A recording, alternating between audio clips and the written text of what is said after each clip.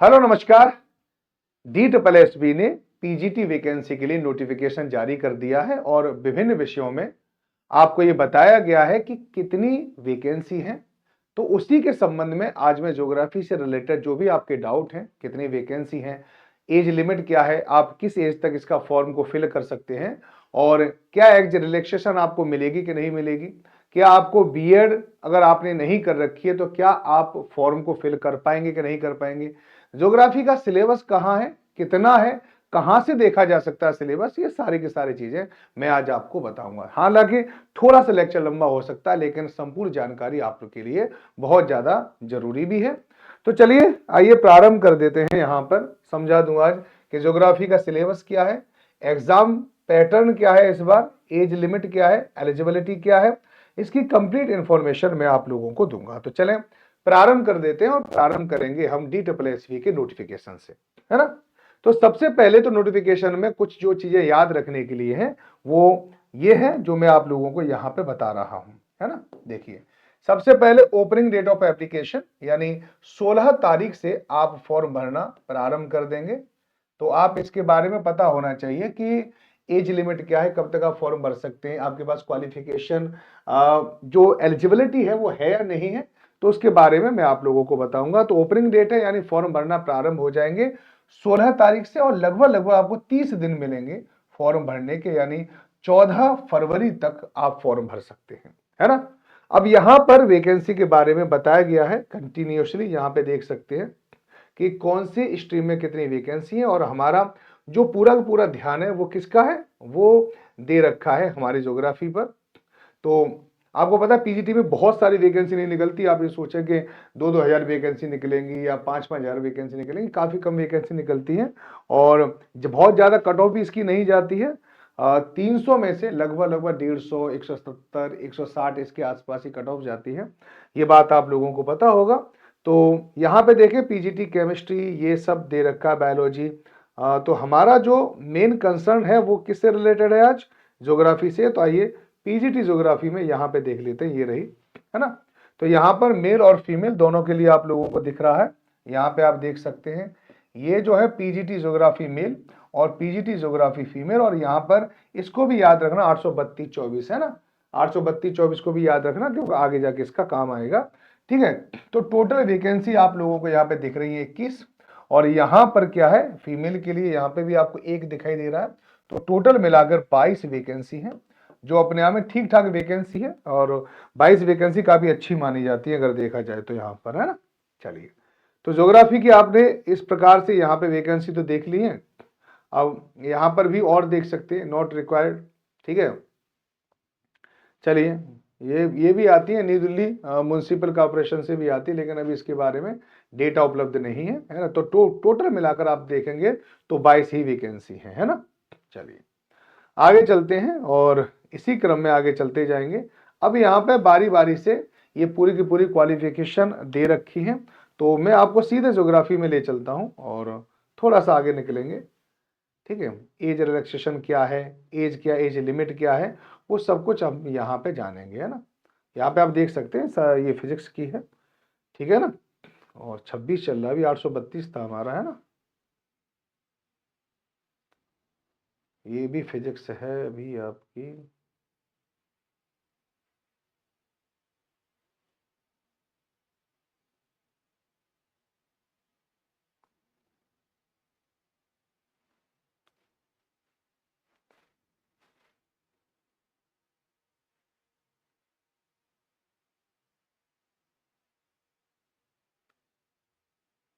अगर आपको किसी भी प्रकार की इंफॉर्मेशन चाहिए और आप कहीं पर फंस रहे हो, समझ नहीं पा रहे हो, तो आप सीधे एक दिए गए नंबर पर कॉल कर सकते हैं और पूछ सकते हैं, है ना। अगर किसी भी प्रकार की कोई भी अगर आपको दिक्कत हो रही है तो आप यहाँ पे पूछ सकते हैं। इकोनॉमिक्स आ गया और यहाँ पर आ गया इकोनॉमिक्स फीमेल, यहाँ पर है आप लोगों का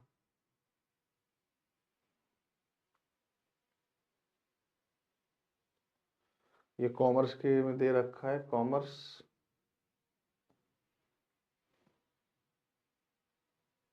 हिस्ट्री का है, अगर किसी को हिस्ट्री में पीजीटी करना है तो हिस्ट्री का दे रखा है यहाँ पर।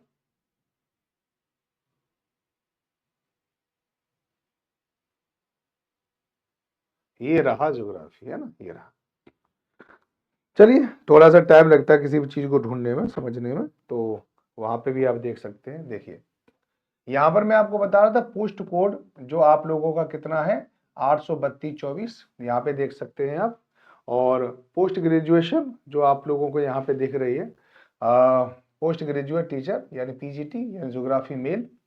और यहाँ पर अनरिजर्व की 14 है ना, और ओबीसी की 1 है, एससी की 2 है, एसटी की 2 है, ईडब्ल्यूएस की 2 है, और टोटल 21 यानी वैकेंसी है यहाँ पर।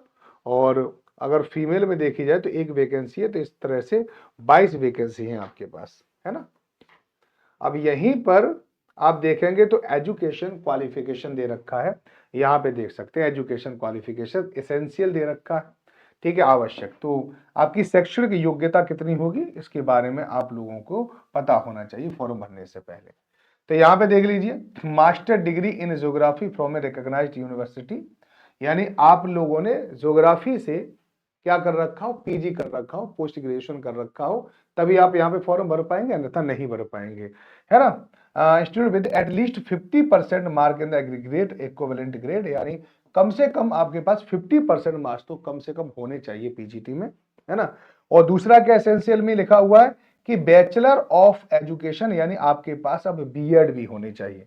पहले बीएड की रिक्वायरमेंट नहीं थी, और अगर आपने बीएड नहीं कर रखी है तो भी आपको रिलैक्सेशन मिल जाता था 3 साल का, लेकिन इस बार नहीं है, ठीक है। बैचलर ऑफ एजुकेशन यानी आपके पास बीएड भी होनी चाहिए, है ना। और या इसके अलावा और क्या है, यहाँ पे देख सकते हैं बीए बीएड या बीएससी बीएड और 3 year integrated BEd MEd from any NCT recognised institution. तो ये भी होते थे पहले, बीए बीएड है, बीएससी बीएड है, अगर ये भी अगर आपने कर रखे हैं इसकी जगह पर तो वो भी आप इसके लिए, इससे भी आप एलिजिबल हो जाएंगे। ध्यान रखना इस बार आप लोगों को और रिलैक्सेशन इसमें नहीं दी गई है, जैसे पहले दी जाती थी कि आपके पास ग्रेजुएशन में अगर फर्स्ट डिवीजन है, ठीक है, तो उसकी वजह से जब आपका सिलेक्शन होगा उसके बाद आप 3 साल का टाइम दिया जाता था, बीएड कर सकते हैं। लेकिन अब नहीं, अब तो बीएड आपके लिए अनिवार्य रूप से होनी चाहिए, यहां पर आप लोग देख लीजिए, है ना। तो सभी को पता होना चाहिए बीएड अब अनिवार्य रूप से होनी चाहिए, अगर नहीं है, ठीक है, तो फिर आप फॉर्म बीएड नहीं भर सकते हैं। और यहां पर किसी भी प्रकार का कोई सीटेट की आवश्यकता नहीं है, या कोई एलिजिबिलिटी टेस्ट के लिए आप लोग की कोई रिक्वायरमेंट नहीं मांगी है। तो आपको ये भी, अगर आपके दिमाग में कुछ है कि इसके लिए सीटेट होना चाहिए नहीं होना चाहिए, इस तरह से कोई भी रिक्वायरमेंट नहीं है एसेंशियल क्वालिफिकेशन में, तो आप यहाँ पे छोड़ सकते हैं, ठीक है ना। चलिए एक्सपीरियंस की बात कर रहे हैं यहाँ पर, तो एक्सपीरियंस की बात करते हैं, है ना। तो यहाँ पर एक्सपीरियंस में भी कुछ नहीं दे रखा है, एसेंशियल में नील दे रखा है कि कोई एक्सपीरियंस की यहाँ पे जरूरत नहीं है कि आपने कहीं पहले पढ़ाया हो, जरूरी नहीं है। पे स्केल अगर आपके लिए बहुत जरूरी है, क्योंकि ये सबसे बड़ा मोटिवेशन होता है पे स्केल। तो यहाँ पे 47,600 से 1,51,000 पे स्केल यानी पे लेवल 8 है, यहाँ पे आप देख सकते हैं अच्छे से। एज लिमिट को लेकर बहुत ज्यादा यहाँ पे दुविधा है कि एज लिमिट में देखा जाए तो नॉट एक्सीड 30 ईयर, यानी आप 30 वर्ष से ज्यादा के ना हो। तो DSSB ने ये बहुत ही खतरनाक वाला क्राइटेरिया लगा दिया है 30 वर्ष।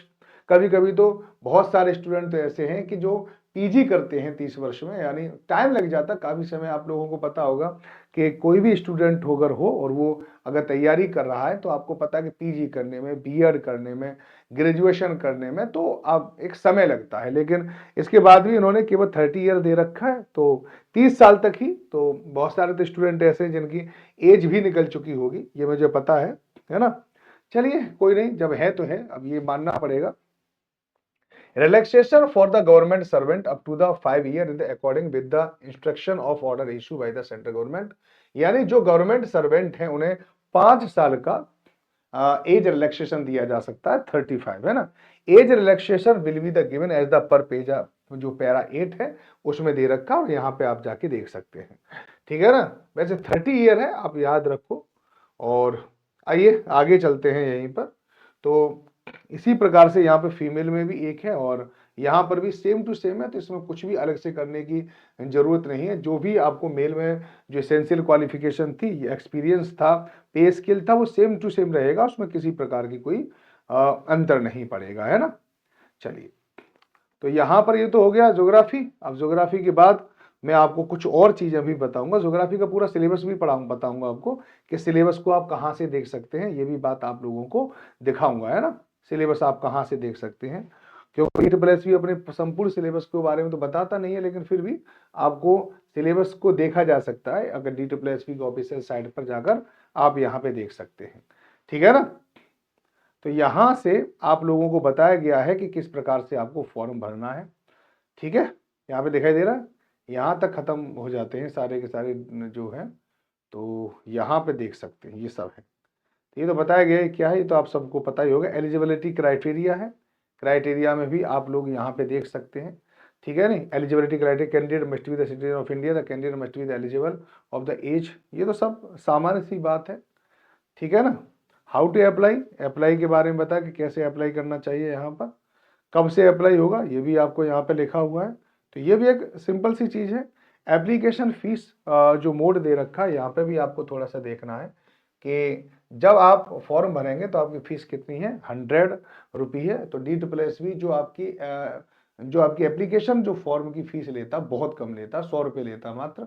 और उसके अलावा भी women candidate and candidate belong to the schedule caste, schedule tribes, PWBD और एक्स सर्विस कैटेगरी। तो अगर आप महिला हो, महिला के अलावा अगर आप SC ST से आते हो, ठीक है ना, या आप PWBD में हो या एक्स सर्विस मैन है, तो आप लोगों को 1 रुपया भी फीस का नहीं देना पड़ेगा, याद रखना, है ना। चलिए आइए आगे चलते हैं। यहाँ पर दे रखा है कि आप लोगों का जो एग्जामिनेशन स्कीम क्या है, इसमें थोड़ा सा समझने की चीज है। तो यहाँ पे देखना है कि जो आपका जो पेपर है ना वो 3 घंटे का होगा। सबसे पहले याद रखना 3 घंटे का होगा, 300 ही प्रश्न होंगे और 300 मार्क्स के होंगे। मैं जनरली ये बता रहा हूँ कि 180 मिनट में, है ना, आपको यहाँ पर 3 घंटे का कितना होगा, 180 मिनट। 180 मिनट में आपको 300 प्रश्न करने होते हैं। तो ये वास्तव में जो DSSP का जो एग्जाम होता है वह आपकी योग्यता के साथ साथ टाइम मैनेजमेंट का भी होता है कि क्या आप 300 के 300 प्रश्नों को इतने समय में पढ़ पाओगे, किस के लिए कितना समय दिया जाता है, क्योंकि इसमें जो भी आपके सामने जो पेपर आएगा उसको आप बदल बदल के नहीं देख सकते, एक बार सीक्वेंस में ही चलेगा, है ना। सेक्शन वाइज खुलेगा और उसके बाद क्या होगा, आप वहीं पर आपको कैलकुलेशन करनी पड़ेगी। 300 प्रश्न आएंगे, है ना। तो 300 प्रश्न बहुत ज्यादा होते हैं। एक प्रश्न में अगर हम 1 मिनट का भी टाइम देते हैं तो 300 मिनट हो जाते हैं, लेकिन यहाँ पर आपको 180 मिनट मिलेंगे। इसलिए आपने देखा होगा कि DSSP में जो कट ऑफ है वो 50% के आसपास ही रह जाती है, क्योंकि अगर आप 200 प्रश्न करते हैं और 200 प्रश्न तक भी अगर आप कर जाते हैं, उसमें कुछ ही गलत अगर होते हैं आपके, क्योंकि नेगेटिव मार्किंग इसमें होती है, तो आपके सिलेक्शन होने के बहुत अच्छे चांस हो जाते हैं, है ना। तो आपका टाइम मैनेजमेंट कैसे होगा, उसके लिए आपको बहुत ज्यादा से ज्यादा टेस्ट लगाने पड़ेंगे। तो आप टेस्ट लगाएं, है ना, अच्छे से टेस्ट लगाएं। यहां पर आप देख लेते हैं तो यहाँ पे कितने क्वेश्चन होंगे, तो ये 2 सेक्शन में बटा होगा, पूरा के पूरा पेपर जो है 2 सेक्शन में बटा होगा। पहला सेक्शन जो होगा वो 100 नंबर का होगा, ठीक है। और यहां पर भी लिखा हुआ कि MCQ 1 ऑफ ईच, यानी 100 क्वेश्चन होंगे और 20-20 क्वेश्चन होंगे। यहाँ पे वैसे भी लिखा हुआ 100 है तो 20-20 के होंगे। मेंटल एबिलिटी यानी आपकी रीजनिंग आएगी, इसके अलावा जनरल अवेयरनेस आएगा, ठीक है। सामान्य होता है जनरल अवेयरनेस, आपको बहुत ज्यादा डिटेल में पढ़ने की जरूरत नहीं होती है। इंग्लिश लैंग्वेज है, कॉम्प्रिहेंशन है, हिंदी लैंग्वेज है, कॉम्प्रिहेंशन है, न्यूमेरिकल एप्टीट्यूड, ये भी आप लोगों को पता है, इंग्लिश हिंदी लैंग्वेज हो गई। इसके अलावा मैथ हो गया, रीजनिंग हो गई, और जो GK GS जो होती है वो यहाँ पर है ना। और आइए इसमें थोड़ा सा और समझ लेते हैं क्या लिखा हुआ है। फिर इसके बाद क्या आता है कि 20 मार्क्स यानी 20-20 के होंगे। हर सेक्शन जो सेक्शन है ना, जिसमें 5 खंड बने हुए हैं, तो हर एक 20-20 मार्क्स के होंगे और 20 ही क्वेश्चन होंगे उसमें, और उनको आपको करना है 100 नंबर। इसके अलावा जो आपने सब्जेक्ट ले रखा है, जैसे कि अगर आपने ज्योग्राफी ले रखी है, ज्योग्राफी की हम बात करेंगे, तो MCQ pertaining to the post graduation qualification in the teaching methodology, इसमें लिखा MCQ का जो संबंध होगा वो PG क्वालिफिकेशन से होगा। पोस्ट ग्रेजुएशन से आप जो सिलेबस है आपका, उससे सवाल पूछे जाएंगे, तो आपका जो स्तर है वो थोड़ा सा और डिफिकल्ट होने वाला है PGT ज्योग्राफी का। ये बात आप लोगों को देखना है ना। यहां पर भी क्या आएंगे, 200 क्वेश्चन आएंगे, और इसमें भी आप लोगों को पता है 20-20 के सेक्शन में ही आता है। पूरा पूरा पेपर 20-20 के सेक्शन में ही आता है। तो यहाँ पे 10 सेक्शन बनने चाहिए 200 के लिए, और यहाँ पर एक सेक्शन आप लोगों का जरूर आएगा। यहाँ पे लिखा हुआ है द टीचिंग मेथोडोलॉजी, ठीक है, रिक्वायर्ड टू द पोस्ट, है ना। तो टीचिंग मेथोडोलॉजी का क्या सिलेबस है उसके बारे में भी मैं आप लोगों को यहाँ पर बताऊंगा। तो बस आपको याद रखना, प्रैक्टिस ज़्यादा से ज़्यादा करनी है ताकि आप पूरी तरह से कम 300 प्रश्नों को देख पाएं। क्योंकि 300 प्रश्नों में मैं बता रहा हूं कि लगभग 50% क्वेश्चन है बहुत सिंपल आते हैं, और 50% क्वेश्चन को अगर आप बहुत जल्दी जल्दी करना चाहें तो आराम से 1 मिनट में आप 2 या 3 क्वेश्चनों को आराम से कर सकते हैं। बहुत सारे ऐसे प्रश्न आप लोगों को यहाँ पे दिखाई देंगे, है ना। चलिए आइए इसके बाद हम किसकी बात करते हैं। यहाँ पर देखो नेगेटिव मार्किंग होगी, यहाँ पर आप लोगों को ये ध्यान रखना है कि यहाँ पर नेगेटिव मार्किंग होगी। और नेगेटिव मार्किंग कितनी होगी, अगर आपके 4 क्वेश्चन गलत हैं तो फिर आपका एक सही क्वेश्चन गलत हो जाएगा, ठीक है नहीं। तो यहाँ पर 1.4 की नेगेटिव मार्किंग होती है, यानी 0.25 इसकी मार्किंग होगी यहाँ पर। तो आप गलत अगर आप क्वेश्चन टिक करते हैं तो उसकी पेनल्टी तो आपको देनी पड़ेगी। तो कोशिश करें कि ज्यादा क्वेश्चन गलत ना करें, वहां पे इतना वैसे समय नहीं होता, सोचने का भी समय नहीं होता कि हम दोबारा से, ठीक है, कि उसको, क्योंकि 300 क्वेश्चन अगर 3 घंटे में है तो बहुत तेजी से शार्प माइंड से वो काम करना पड़ता है, बहुत तेजी से काम करना पड़ता है, ठीक है। मोड ऑफ सिलेक्शन ये तो सब चीजें हैं जो मैं आप लोगों को यहाँ पे बता दूंगा। इसके अलावा क्या है, the board and order of the achieve qualitative section and the recruit the best talent available has the fixed the following minimum qualifiers number of the category. तो क्वालिफाइंग मिनिमम क्वालिफाइंग नंबर है, यानी अगर आप general से हैं या आप अगर ईडब्ल्यूएस से हैं और अगर आपके पास आपके 40% से कम नंबर आए हैं, ठीक है, तो फिर आप लोग क्वालिफाई नहीं माने जाएंगे। ओबीसी के लिए 35 है, एससी एसटी और पीएच के लिए 30% है, एक्स सर्विसमैन के लिए 5% रिलैक्सेशन है, ठीक है। ये बात आप लोगों को ध्यान रखना है। DSSB जो है वो reserve it the right to the prescribe, ये तो आप लोगों को पता ही है, इसमें तो बताने की कोई ज्यादा जरूरत भी नहीं है, ठीक है ना। चलिए, क्योंकि हमारा संबंध पूरी की पूरी ज्योग्राफी से है तो ज्योग्राफी से रिलेटेड मैं आप लोगों को यहाँ पे बहुत कुछ बता दूंगा, ठीक है। चलिए, और तो कुछ ज्यादा बताने के लिए इसमें है नहीं, बाकी मैंने सब चीज बता दी। एज रिलैक्सेशन आपको बता ही दिया है कि एज आपकी कितनी होनी चाहिए, ठीक है नहीं। यहाँ पे एक्सटेंड द एज कंसेशन, तो SC ST वैसे 30 ईयर है, SC ST को 5 वर्ष का जो एज रिलैक्सेशन मिल जाएगा यहाँ पे, अगर आपको दिख रहा होगा, ठीक है। क्योंकि वैसे कितना है, 30 ईयर है, और अगर SC ST से हैं तो आपको 5 वर्ष का, और OBC से हैं तो 3 वर्ष का, यानी इनका कितना हो जाएगा, 35 वर्ष, इनका हो जाएगा 33 वर्ष, इनका 40 वर्ष, इनका हो जाएगा 45 वर्ष, इनका हो जाएगा 43 वर्ष, है ना। तो ओबीसी 33 है, और पीडब्ल्यूबीडी या यूआरईडब्ल्यूएस जो है उनको आप लोगों को ध्यान रखना 40 वर्ष है, और पीडब्ल्यूबीडी प्लस SC ST है 45 है, पीडब्ल्यूबीडी ओबीसी है तो ये आपको 43 वर्ष है, ठीक है। डिपार्टमेंटल कैंडिडेट रेगुलर गवर्नमेंट, तो यहाँ पर भी आपको 5 साल की छूट मिल सकती है। आगे चलें, यहाँ तक तो हमने आपको बता दिया। एज रिलैक्सेशन भी मैंने आप लोगों को यहाँ पे बता दिया है, और मुझे नहीं लगता और ज़्यादा चीज़ें आपको बताने की आवश्यकता है इसमें। चलिए, मेन जो चीज़ है वो है सिलेबस, तो सिलेबस को मैं आपको थोड़ा सा दिखा देता हूँ, और सिलेबस को देखने के लिए आप ऑफिशियल वेबसाइट पर आप जा सकते हैं। ऑफिशियल वेबसाइट क्या होती है, इंडिकेटेड सिलेबस, ये वेबसाइट होती है, आपको दिखाई दे रहा होगा, DSSB की ऑफिशियल वेबसाइट है।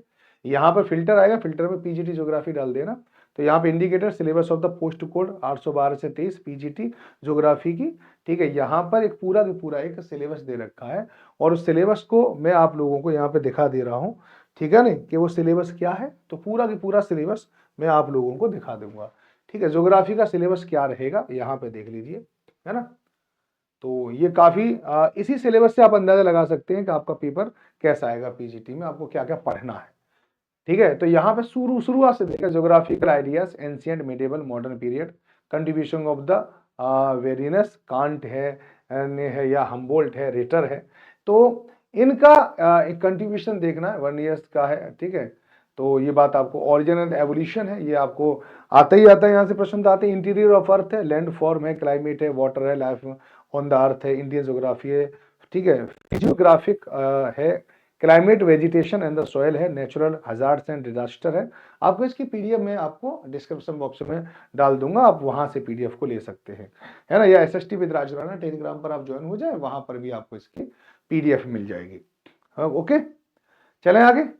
यहीं पर आप लोग यहाँ पे देख सकते हैं इंडियन, तो यहाँ पे है physiographic, climate, natural hazards, disaster, people, world in India, human activities, ठीक है, primary, secondary, tertiary, quaternary, transport, communication and trade, human settlement, ठीक है, geographic perspective, the selection, the issue of the problem, environment, pollution, land, water, air, noise, global warming, poverty, food security, sustainable development, general cartography, cartography भी इसमें आती है और अच्छी class की cartography आती है, जियोमॉर्फोलॉजी आती है, ह्यूमन ज्योग्राफी आती है, डेमोग्राफिक पॉपुलेशन आते हैं, हाइड्रोलॉजी और सोयल स्टडीज है, और evolution of the geographical thoughts हैं, ज्योग्राफिकल जो थॉट्स हैं, विचारों का कैसे विकास हुआ है, यहाँ पे एग्रीकल्चर, ज्योग्राफिकल ऑफ हेल्थ है, पॉलिटिकल ज्योग्राफी है, बायोग्राफी एंड द बायोडाइवर्सिटी है, ज्योग्राफी एंड द, यहाँ पर आप लोगों को दिख रहा होगा कि social wellbeing, remote sensing and GIS, heritage conservation, map, vulnerability and the disaster in the geography of Himalayas, है ना। तो स्पेशलाइजेशन कर रखा है यहाँ पर, आप लोग यहाँ पे देख सकते हैं, ये फॉर पीजीटी यहाँ पे आपको दिखाई दे रहा है। तो पूरा की पूरा टॉपिक है, यहाँ बहुत ज़्यादा इसको बहुत साफ सुथरा नहीं बनाया गया, लेकिन मैं इसको देख कर तो आप अंदाजा लगा ही सकते हैं, एक एक देख सकते हैं। ज्योग्राफी एज ए डिसिप्लिन है, यहीं पर आप लोगों को बहुत सारे थॉट्स वगैरह देखने के लिए मिल जाते हैं, ठीक है। दूसरे में ओरिजिन एंड एवोल्यूशन है, उसमें आपको पता है कि क्या क्या पढ़ना होता है, कि अर्थ का डे एंड नाइट कैसे होता है, सीजनल चेंज कैसे होता है, लैटिट्यूड लॉन्गिट्यूड वगैरह है, वो सब कुछ यहीं पे पढ़ना होता है, ठीक है। इंटीरियर ऑफ द अर्थ, पृथ्वी का इंटीरियर कैसा है, इसके बाद लैंडफॉर्म का फॉर्मेशन कैसे होता है, लैंडफॉर्म का विकास कैसे होता है, ठीक है, तो उसके बारे में यहाँ पर है। इसके अलावा जो हमारा जो क्लाइमेट है, क्लाइमेट भी आप देख सकते हैं, क्लाइमेट एटमॉस्फेयर, कंपोजिशन, स्ट्रक्चर है, ठीक है। वाटर है, वाटर में वही पूरा आप लोगों को पता है, ओशियोनोग्राफी होता है, ठीक है, पूरा यहाँ पे लाइफ ऑन अर्थ है, इसमें बायोस्फीयर आप लोगों को पूरा पढ़ना है। इंडियन में आपको geographical basis, Indian state, territory, location, extent, shape and size, India का शेप एंड साइज के बारे में देख रखा है, इसका एक्सटेंट कहाँ कहाँ कितना कितना है ना। फिजियोग्राफी में स्ट्रक्चर है, फिजियोग्राफी का डिवीजन है, ड्रेनेज एंड द एवोल्यूशन है। क्लाइमेट वेजिटेशन में factor controlling the climate of India, वही है, ठीक है। Natural hazards and the disaster, human geography, nature and the scope, ये पूरा का पूरा पढ़ना। पीपुल्स, वर्ल्ड इन इंडिया, ठीक है। Human activities, world in India, तो पूरा का पूरा सिलेबस जरूर कंप्लीट करें, है ना। जो भी जैसे थ्योरी ऑफ द लोकलाइजेशन दे रखा है, तो आपको ये पूरा के पूरा करना होगा। आप ये सोचना चलो थोड़ा बहुत छोड़ देंगे हम, तो उससे काम नहीं चलेगा, पूरा की पूरा देखना। ट्रांसपोर्टेशन, कम्युनिकेशन एंड ट्रेड, यहाँ पे भी आप लोगों को दिखाई दे रहा है। Human settlement, world in India, ठीक है। Geographical perspective in the selection, issue in the problems, environment, pollution वगैरह ये दे रखे हैं, सब इसी में करना है, ठीक है। जनरल कार्टोग्राफी है, ये तो आपको लोगों को पता ही है, ये पूरा का पूरा समझाने के लिए बताती है। जियोमॉर्फोलॉजी है, क्लाइमेटोलॉजी है, रीजनल डेवलपमेंट है, अर्बन ज्योग्राफी है, कल्चर ज्योग्राफी है, ज्योग्राफी ऑफ इंडिया है, रिमोट सेंसिंग, जीआईसी है, बायोग्राफी है, सोशल बायोग्राफी है, हाइड्रोलॉजी है, जियोग्राफिकल थॉट्स है, water resource and the management, population geography and the agriculture geography. इसके अलावा topic of the syllabus, teaching, education and the methodology, यानी जो आपकी पैड़ा आती है, पैड़ा में लर्निंग एंड द टीचिंग, यानी ज्योग्राफी की लर्निंग एंड टीचिंग, ज्योग्राफी की language across the curriculum and understanding the discipline the subject, gender, school and the society, pedagogy of the school subject है, नॉलेज एंड द कैरिकुलम है, assessment of the learning, creating and the inclusive school, children and the growing up and the drama and art and education, ये पूरा की पूरा geography का syllabus है। यही सारी चीजें मैं आप लोगों को बता रहा था। अगर इससे रिलेटेड अगर आपको किसी इन्फॉर्मेशन की जरूरत है तो आप जरूर मुझसे पूछ लें, है ना। जो भी कोई समस्या है तो भी आप पूछ सकते हैं। एक नंबर दे रखा है आपका स्क्रीन पर, जो नीचे नंबर है, आप उस नंबर पर जाकर हमसे इन सारी चीजों को पूछ सकते हैं, ठीक है। तो आज के लिए सिर्फ इतना ही। अगर आपको पीजीटी की अगर आपको तैयारी करनी है तो अभी से तैयारी शुरू कर दीजिए, अच्छे से तैयारी कीजिए, अपने पोस्ट ग्रेजुएशन वाली सारी किताबों को पढ़िए, लेकिन शुरुआत कीजिए एनसीईआरटी से, 9th 10th 11th 12th से, और फिर आप उसके बाद ग्रेजुएशन है, जो पोस्ट ग्रेजुएशन की बुक है वहाँ पे करें, क्योंकि बेस को भी आपको मजबूत करना बहुत जरूरी है, तब जाके आपका पीजीटी में ज्योग्राफी में आपका सिलेक्शन होगा।